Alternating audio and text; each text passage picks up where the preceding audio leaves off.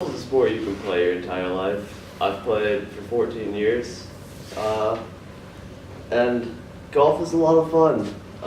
It's really good for you. You can escape your problems and stuff. If you got some frustrations, you can just go to the golf course for 4 hours and just forget about it, basically.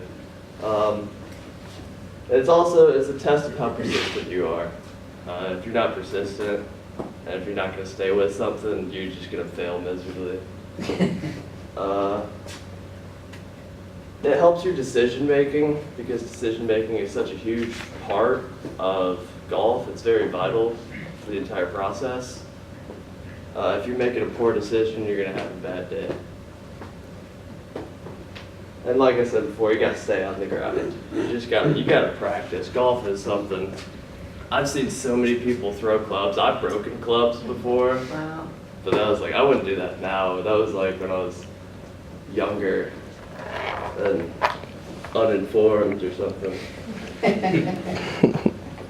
And the swing it's physical, but golf is a very mental game. I'd honestly say it's 25% physical and 75% mental.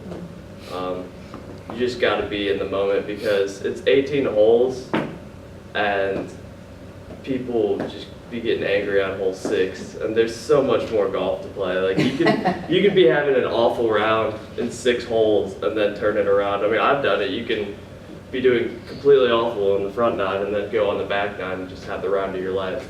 So, never done it. So the first part I want to get into is the grip. And the grip, a lot of people go out there and they'll just do this, like the baseball grip. But what you're going to want to do is you're going to want to take this little finger and then your pointer finger. You're going to want to interlock them. Or you could also put that one over the pointer finger. But you want to do this because it allows you to get more acceleration of the club head. And it just makes your shot a lot more accurate. If you just go with the baseball grip, you're not going to hit it, you're going to lose distance, you're going to lose accuracy, you're going to have a bad time. And then the swing. First off, with the stance, you want to have an athletic stance. You don't want to be like, I don't know, like so many people. Best thing that I've learned is that you jump up, and then how you are when you land is how your knees, the flex in your knees should be, and then you want to have a straight back and you want to like kind of stand tall, and that's where you get a lot of your power. And I don't know really if you guys can see it, but the line of your feet is where your shot's going to go. So that's how you aim in golf. A lot of people don't actually know that. A lot of people just kind of walk up to it and hit it. So, and you want to keep your eyes down the entire time. You want to be looking at the ball. You want to be looking at the ball and looking at where the ball was after you hit it. And because if you're like, you're gonna just not even see the ball and you're gonna miss the ball. And then your arms. Since I'm a righty, I'm going to be swinging and my left arm is going to be leading. You want to have your left arm completely straight the whole time. You don't want to have any flex in your arm because that's where you get a lot of your power from. And this elbow, you want to just keep it in towards your chest as much as possible. I did a drill where I'd have a towel under my elbow.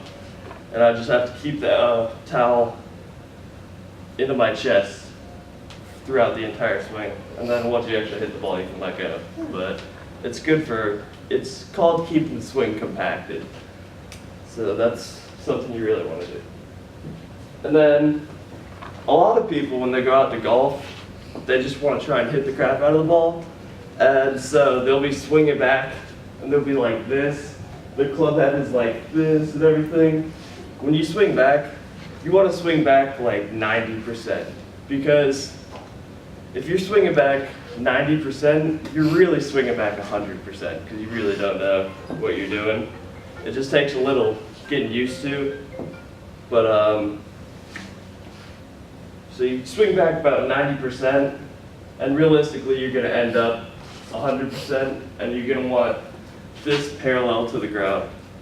Because any more than that is you're just going way over, and you're going to lose distance and accuracy. So that's a good way to not set yourself up to fail. And now you have to identify what shot to take. When you're doing this, you gotta look at the conditions.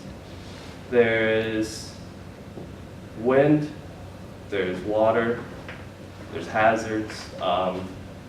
Wind, if there's wind coming at you, it's gonna take a lot of the yards off the ball. I don't really know like the numbers, I don't know, but I always assume it's 10 yards or something like that, especially if you're hitting the ball higher up in the air, it's going to take a lot more yards off. It can take like 20, 30 yards off. And then if the course is wet, when your ball hits, it's going to land, it's not going to move anywhere, so that's pretty helpful, I guess, but it's also annoying because whenever it's wet outside and every time you hit it, you're going to just get it all up in your face. I've gotten like so much mud in my eyes. And then hazards and risks, you want to calculate your risk. If there's a water hazard really tight, short of the green, you want to make sure that when you miss, if you miss, you're going to miss long, so you're not missing into the water. Sand's not really a big deal. You don't really got to worry about sand. And then putting is the last part. You drive for show, but you putt for dough is a term. So that means basically it doesn't matter how pretty your shot is or anything like that. If you can't putt, you can't play golf. So when you're putting, you just want to have your eye over the ball. You want to have like a little bit of flex, but it's not like an athletic stance where you're about to just like crank the ball. And you just want to have a really light grip on the putter. And you want to move it, and it's all shoulders. You never break the wrists. Because if you do that, you're just going to lose accuracy, and you're just not going to hit the ball good. If you do that, if you have a light little grip on it, and you take it back, and you have good tempo, and you just follow through, you watch the ball go, you keep your eyes down. One thing is, when you're putting, keep your eyes down at where the ball was until you hear the ball drop in the cup. And that's actually like, that'll tremendously improve your golf game. If a lot of people that just started golfing knew that, they'd have a lot more fun. And there you have it, you're all good golfers now. In conclusion, basically everything is, it's just the swing, it's a lot of mental, it's a lot of physical, but if you just go out there for like a week and just practice it and get the hang of it, you'll be set up to have a lot of fun. There's some things I can't teach you, like tempo. Everyone's got their own tempo. I've always told like a 1-2, 1-2 kind of thing, but I just kind of go with whatever. I don't know, I always just kind of like swing back, and then like right when I get to the top, I wait just a little bit, and then I start to come down. But yeah, tempo is different for everyone. If you're a football kicker, you'd be really good at golf, or if you're like a soccer player, you'd be really good because you got good tempo.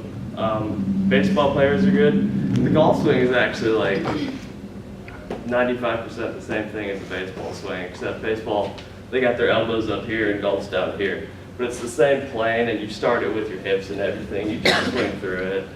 You generate power the same way. It's actually pretty cool.